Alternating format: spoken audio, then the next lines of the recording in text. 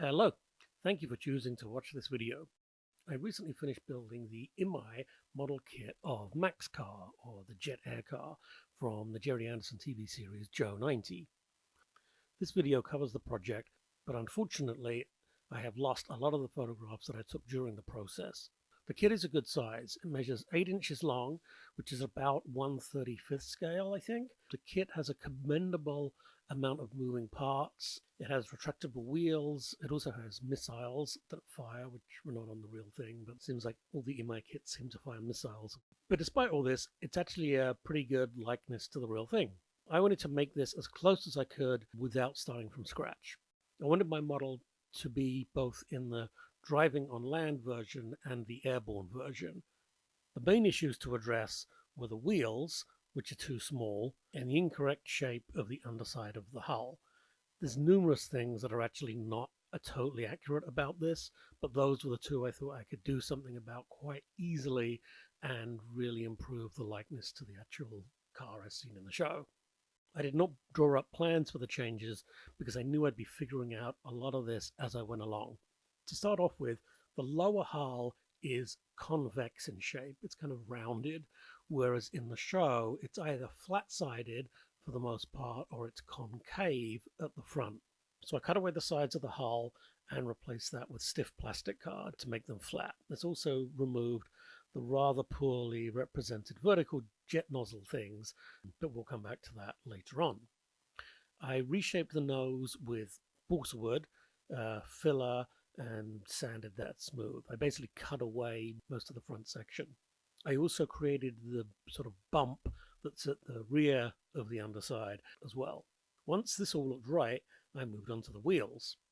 The car has a very particular stance when it's on the ground and has quite chunky wheels. This seemed like one of the main features it was lacking. I found some decent profile shots of the car from the show, although it's typically shot from a lower angle, and as the wheels are so sort of wide, there's a lot of perspective to deal with in terms of the wheels being closer than the body, so figuring out that size relationship was a little bit of a challenge. I erred on making the wheels too big rather than too small, partly because if I was going to the trouble, I wanted to make sure it was worthwhile, but also it is such a feature of the vehicle, I wanted to make sure it actually created that chunkier feel rather than not.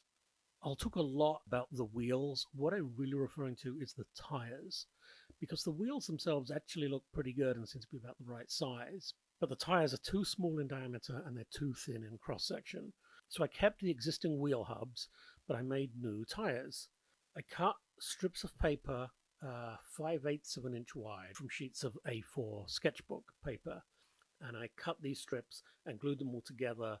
I think there were 7 of these all glued together, making sure the joins were flush. And then what I did was I attached one end of this long sort of snake-like strip to the hub and then started winding it around and around and around and around, pulling it tight all the time, and slowly this built up the tire.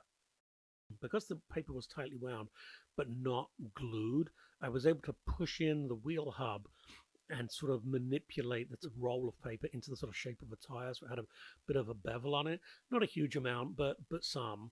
Once it looked pretty good, I then basically sort of soaked it in white glue, let that all dry 100% so it was solid, and then I attached the wheel to a Dremel, and then just using cheap emery boards and just sort of rub that against the emery board just to get the edges of the tires slightly rounded. And I also sort of used it to get a little bit of that sort of bevel so that the tire looked like it was kind of bulging out from where the wheel was. And then I made a 5th wheel, which I then cut in half for the wheels when they're in their retracted position. I didn't need to worry about the whole wheel. When the wheels are retracted, you see about half the wheel sort of protruding from the wheel well. If I built a half wheel and put that up in there, I knew that would work out fine. The rear legs look pretty good. There is quite a bit of mechanism inside this kit to make the wings open and close and the tail fins retract, I think, and the back wheels to come up, I think. I didn't use any of this, basically because it involved having levers and things sticking out all over the model, which I didn't want to do.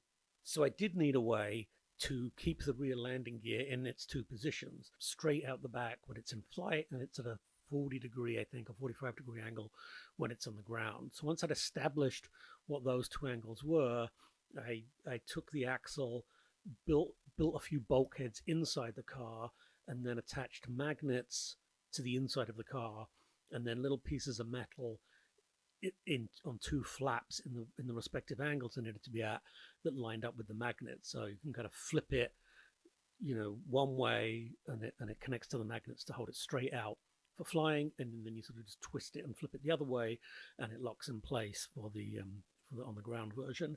For the metal, I cut up a worn out hacksaw blade, sort of about 1/4 inch thick, and then I just snipped that into sort of 1/2 inch lengths, so that would be a really good connection to the magnets. So that was the back wheels.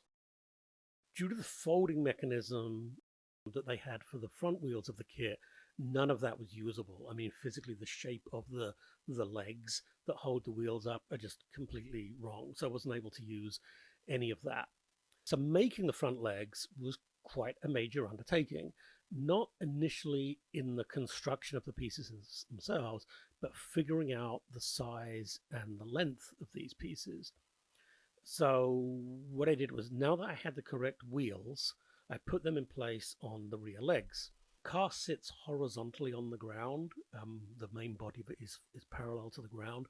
I built a little jig for this thing to sit on, so that basically the weight of it was being taken by the rear wheel legs. The belly of it was sitting on this jig so that it was at the right angle and everything.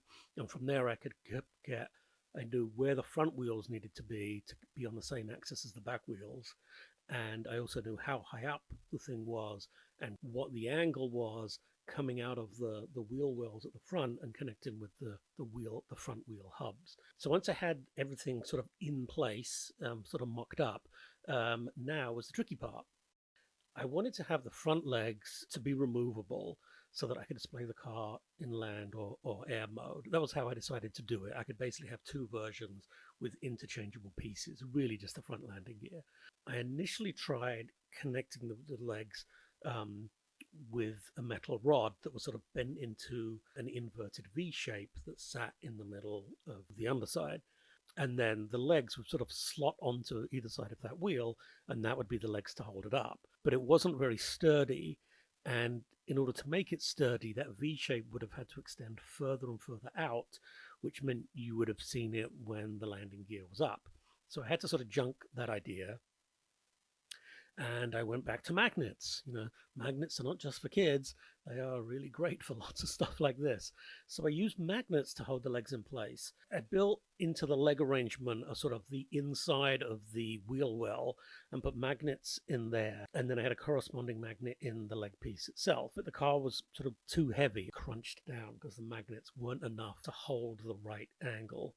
So what I ended up doing was I added to the leg piece a sort of a protrusion that went sort of beyond where the leg would go, and then inside the wheel well I cut a recess. The end of the leg sort of hooks under this sort of barrier piece. The weight of the vehicle presses on the leg and holds it sort of in place. The magnets then keep it from sort of shifting around. I'm sure there's a way of doing this that involves geometry and engineering and all sorts of like proper ways of doing this, but that was a little bit beyond me to be totally honest. So this was my solution, and I knew there were going to be a lot of real world factors such as the weight and the strength of the plastic of the legs and that sort of stuff that were going to be a factor anyway. So I thought, let's just cut to the chase, do it for real, and actually be solving the real problems. I didn't want to engineer a whole thing that that maybe then when I put it in place wasn't actually going to work. The legs themselves do have a metal core down the middle of them, and then there are a plastruct tube around that, and then the sort of hydraulic piece of it was done with the old paper wrapped around it just to give it that extra sort of thickness.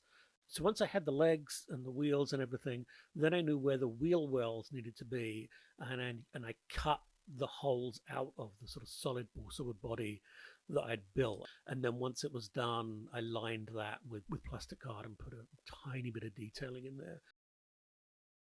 There's 4 sort of downward facing nozzles on the side of the car, and these were really not accurately done at all in the original kit, and they were molded onto the belly of the hull that I sort of got rid of. On the actual car, they're almost like pipe that kind of comes out horizontally and then rotates through 90 degrees and then angles down. That's kind of what these things look like, but they're kind of oval in cross section.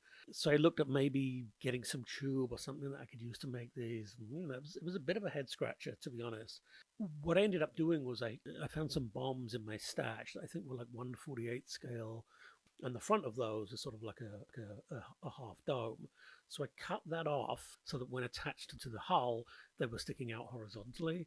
And once those were in place, I then made a tube, if you like, that was about 1/8 of an inch deep, that matched the diameter of the end of the bomb, and then glued that on and filler and sanded, and it actually went together pretty well. Not great, not terrific, but lacks a bit of finesse, but I mean, it works.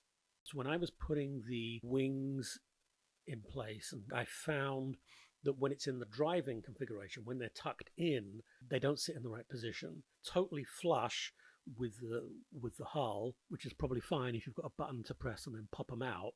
At least you can get them out.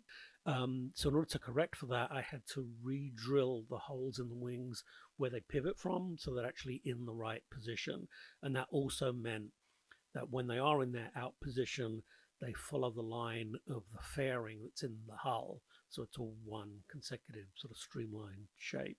So that's like a tiny thing that I'd actually almost forgotten that I did. But then when I was putting this video together, I put some internal structure in there so that the wings pivot, they hinge, but they're not connected in any way. So you don't open one and the other one opens with it. You have to open one at a time. But I just built some sort of bulkheads that, again, have magnets. They'll always be either in the out angle or the in angle. And they'll always be symmetrical that way. It's not very elegant, but again, it works. With all of the sort of practical issues out of the way, I then focused on the cabin. Now, the figures that you get of Joe and Professor McLean, are really good. They're really good likenesses, but they are a bit small and they don't have any legs. Because it's sort of, which I think because the cabin is shallower than it probably wants to be to facilitate some of the mechanism they had in there, or whatever reason. Anyway, so the characters were too small, so I kept Joe because he's a kid and I figured I could fudge it a bit. And then for Mac, I got a 1/35 scale army figure, and then used a bit of metal foil to sort of fashion his jacket and tie, and I sort of carved off the hat and tried to give him some hair. And then I was gonna just paint on the glasses, but my painting skills aren't that good, and I thought, well, it really kind of needs something. So I found a bit of mesh in the stash, and by pulling that a different way, the sort of diamond shape mesh could become a square shape mesh, kind of like the square of spectacles for Mac. So I cut this tiny little piece out and then sort of twisted and bent it as best I could and kind of wrapped it around his head to get it on there. So he's got these sort of slightly wonky glasses, but he does have glasses, and they were painted black before I put them on, and then I put a bit of crystal clear in there. Again, it's not tremendous, but it's something, and I kind of painted both Joe and Mac in sort of the colors that look appropriate for what they wear a lot of the times in the show. I scratch built the seats and some of the controls. I put some controls in there. There's a sort of big lever that Mac pulls, I think, when the car transforms.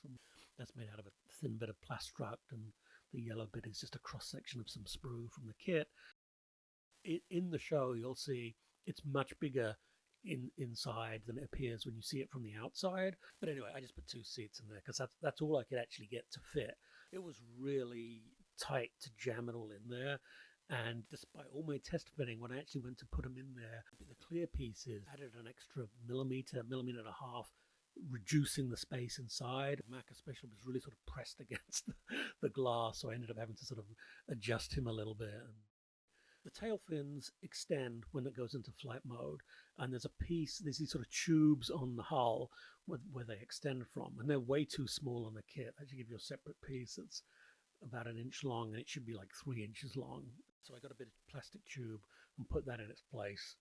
That was good. That was quite straightforward. Had to blend it in. Had to make sure it was the same diameter as the pieces that you do get on the kit, and it was wide enough inside to allow free movement of the rudder rods, if you like. So the fins have to be positioned by hand, and something I found out was because they're independent, there's nothing that connects them together or holds them at the right angle. They became very loose and floppy, so I wanted them to be stiff so they could be posed at the correct length, back, and the correct angle, because they sort of rotate through about 40 degrees as they go back. So because the tubes were loose enough to run, what I ended up doing was winding a masking tape around the sort of back. As you pull the rods along, the masking tape gets wider and wider and holds it sort of stiff. So then it sort of holds in the right distance, and it's tight enough that you can then sort of rotate them and twist them and have them fit. So again, not a high-tech solution by any means, but it did the trick. There's grills next to the tail assemblies, and the parts you get in the kit are separate parts, and they're just very big and bulky and the wrong shape. They just really draw attention to themselves. And there's something that on the real car, when you look at it, you're kind of like, oh yeah, you can kind of see them, but you don't really notice them. So what I ended up doing was I scratch built them. I used a regular hole punch and punched holes in some reasonable thickness plastic card. The holes obviously became discs, and then I sort of cut those in half to get a semicircle that I then glued one next to the other. I had a spacer in between them, but glued those to a piece of plastic card and then just did some sanding just to make sure that they sort of did follow the proper curve. But again, it's not perfect by any means, but it doesn't draw attention to itself, which was the objective. The twin engine thing that you see on top was great from the box. It's the only part of the kit I did any sort of weathering on, and I didn't do much. I just did some to sort of pick out some of the details on it. I recalled when I was growing up, Joe's car, Dinky Toy, had these like really good looking headlights. They were done the same way as I think the Corgi Chitty Chitty Bang Bang. So I think of rhinestones. So remembering that, I glued those in place, two on each side, and they ended up, looking really good. Then the little railing things that go in front of those in the kit, they're much too tall. They're kind of square, whereas they should be sort of more oblong. So I just cut those down and glued those in place. On the back of the car, there's some big brake lights. So I made a number plate. I followed the style of UK number plates in the 1960s, which is black with silver lettering.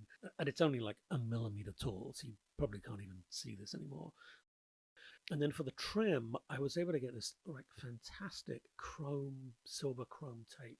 It's adhesive, not terribly adhesive. It's really thin. It's really tiny, but there are a few bits of chrome trim on the car, and I used it for that. It needs a really flat surface, and you've got to kind of burnish it down a bit, but it seemed like the right thing for this sort of project. I used Vallejo Gunship Green, which just looked to be the right color to me. Like I was thinking, oh, I'm going to have to mix something up. But no, that looked pretty much the right color. Again, going back to the Dinky toy, because we're all sort of familiar with that. And even the otherwise excellent Konami toy has this sort of like metallic blue-green color to it, like the Dinky one. And it isn't. If you actually look at the car, you think of it being that color. You look at the car in the series, and it's green. It's just green. So I was able to find this gunship green color. I'd recently built a kit of Thunderbird 2 and the Riddler from Batman. So I had various shades of green. So I just tried all of those, painted, just sampled them out to see which one looked right. And gunship green seemed, spot on to me. So I used that. There is silver trim on the leading edges of the wings and the tail fins, which is hand painted. The white trim under the nose and again on top of the cabin is painted white, but the white stripes are done with this stuff called Modern Technics trimline tape. It's used a lot in radio control cars and all sorts of stuff. Anyway, you can basically get a roll of this stuff in any color you want, pretty much. And you get different thicknesses from like 0.5 millimeter up to like 5 millimeters on a little roll. So I got a roll of white, a roll of black, which I think turned out pretty good. Unlike virtually everything else in the Anderson shows, there's no weathering on this thing, like I said, and there's no stencils. Most of the vehicles have stencils and letterings and danger and escape hatch and little things like that, and this doesn't have any of that, which was kind of strange, but I guess it's a car, so it has to be clean and shiny looking. So that's pretty much it. This is still not 100% accurate, but like I said at the outset, I wanted to try and just make the thing as best I could and that I could live with it. And I think it turned out pretty good. It has the right feel to it.